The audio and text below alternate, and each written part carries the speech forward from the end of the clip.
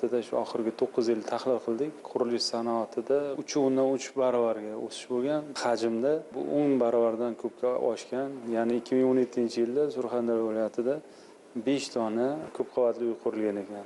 2025-yilda 10.000 kvartirali 152 ta uy-joy topshirildi. Bundan ko'rinib turibdiki, bugun qurilish materiallariga bo'lgan talab juda ham oshgan.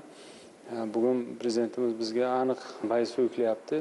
Ya'ni importni keskin kamaytirish, mahsulotlarni mahalliylashtirish.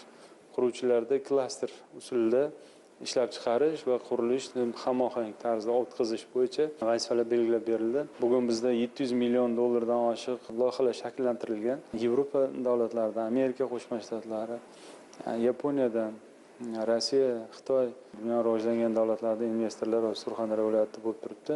1 milliard 100 million dollardan ziyod kelishuvlarga erishganmiz. Surxondaryo viloyatida xabarlaringiz bor, 1000 gektar maydonda bugun Sherobod tumani tanlangan issiqxonalar barpo qilinadi. Buni o'ziga 300 million dollarlik metall ishlatilar ekan. Prezidentimizga axborot berdik. Ya'ni tadbirkorimiz temir rudasini eritib, bu yerda armatura va profil mahsulotlarni ishlab chiqarish hisobiga O'zbekistonda mavjud tannarxni qariyb tonnasiga 300 dollarga arzonlashtirish imkonini beryapti. Sohada aniq vazifa belgilab berildi. Ilm bilan yondashish, ilmiy tekshirish institutlari biriktirildi. Bizga ham biriktirilgan.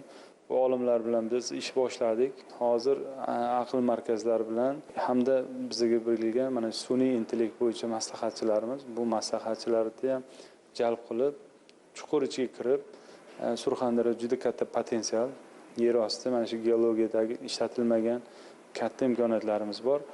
Ya'ni dolomit, ohak, gips, travertin, shunga o'xshagan juda ham ko'p qurilish materiallari hamda pardozbob toshlarimiz ham ko'p. Bularni o'zlashtirish hisobiga yangi paketlar shakllantiramiz va urug'ini mahalliylashtirishga beramiz va barcha imkoniyatlarni ishga solamiz.